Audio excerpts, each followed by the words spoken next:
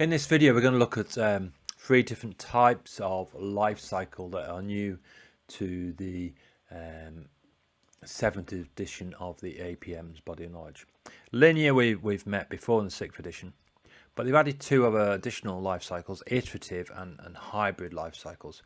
So what are these and why have they been added? So a linear life cycle we're familiar with, we have concept, definition, transition, adoption, operation and termination, and some minor changes in terminology here, but not something very different. So it's a single pass through a set of distinct phases, sort of serially, that produces from concept to the output, the outcome and the benefits. So an iterative life cycle has become more and more common. It's a repeated life cycle. It's got one or more phases, and we complete one phase before proceeding to the next one, and then we progressively sort of develop the scope of the project as we go through the project, sort of learning as we go. And then quite often in big corporates, you might have gates, funding gates or procurement approval gates that you have to comply with, but you also want to follow one of these more flexible iterative life cycles. So you end up with a hybrid model. It's got a little bit of linear, but also some iterative elements in it. So let's look at those in a little bit more detail.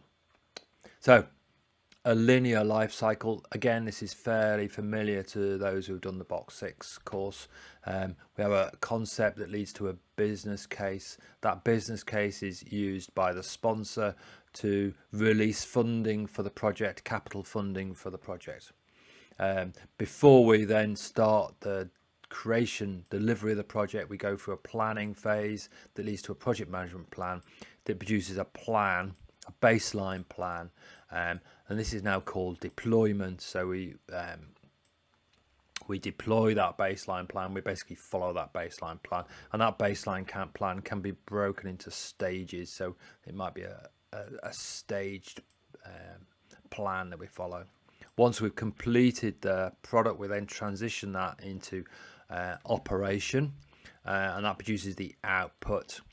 Now there's a new phase here, adoption. So during that, once that new product is available, then it may take some time for the operations people to get used to it. So think of a new hospital. This might be the opening day of the hospital, but it might have sort of 6 months of where people begin to use it, and it slowly opens and slowly begins to reach its full capacity. So the outcome is what we achieve once that hospital is at full capacity and it's realized, delivering all the benefits it's going to.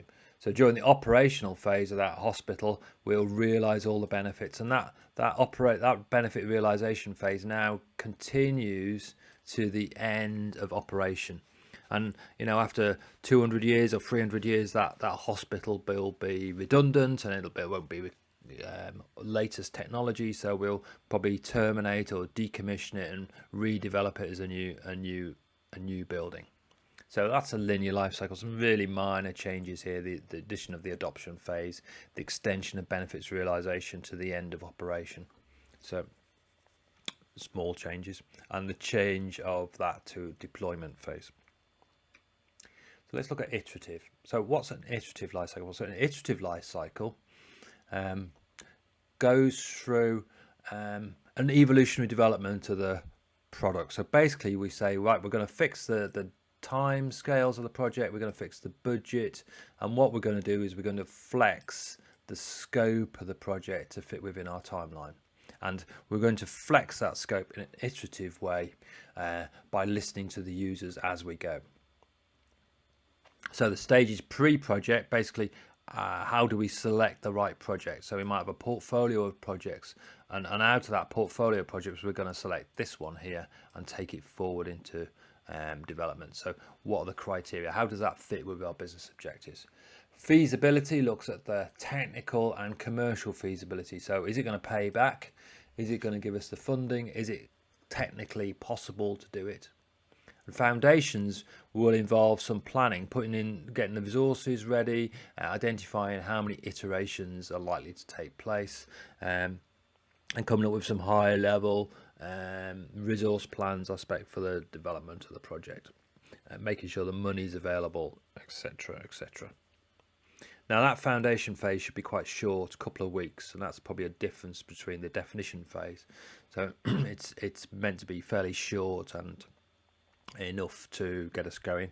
It may involve actually assembling a prototype, I would call it in my language, doing some initial development to build some proof of concept models, and then going back into foundations based on what you've learned to plan what you've based on your prototype, how you could develop it fully.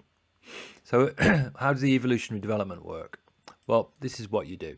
You sit down with the users at the beginning and you come up with a list. You could call it a bucket list, but it's called a backlog, a list of features that you would like to see in this next phase of the project. And then you prioritize those with the users and say, right, well, these are the ones that we're going to do based on the budget that we have and our estimate for the cost of doing each of these features. We then assemble or build those features into the product. We then review that product back with the users. They have someone called a product owner who can facilitate that. And then if they're happy with that, then that's deployed. So the users will get the latest version. What we'll do next is we'll then review what they call the backlog of features that we want, and we'll select these ones that are going to go into the next iteration, and we'll build a solution based on those features, review it, and then deploy it. So if you think about Facebook, the Facebook app you have on your phone today is very different. It's evolved a lot from the Facebook app that you had back in the day it was launched, the day it was first launched. So that evolution, we see that every day in many of the products we use. Now, it's not just IT products. If you think about 3D visualization of construction projects, you can see the same. The design development process is the same. You build a 3D model of the design, you show it to the users. The users say, I like that bit, make that bit bigger, move that there. You change that in the 3D model. They then review that 3D model, and you keep going until you get to the point where they're happy with it. So it's not purely limited to IT applications, so that's where it's most commonly used. Now, sometimes you might want to use this flexible development process for projects, but you might be working in a big organization that has gates, capital funding gates or procurement approval gates, and there's processes that you have to do in order to comply with the governance rules of that organization. So what you want to do is mix these two together in some way, and that's what we call a hybrid life cycle. So you may have a concept phase that leads to a business case that you take off to the funders, and they give you the funding for the project. You then may use an iterative life cycle to develop the solution, working with the users, and then once you've locked in the solution, said, right, that's what we're going to use, you can deploy that out to all the user base in a more, if you've got thousands of people who are going to use your software solution, then you probably don't want to keep changing it all the time. So you're going to deploy that out to everybody and transition that once, this is the go live date at the end of the year. So that way we've combined the strengths and weaknesses of both approaches into a structured review. So although these might seem a little bit different, they're actually trying to achieve the same thing for the project. So I hope you found that useful, and please comment if you have any questions.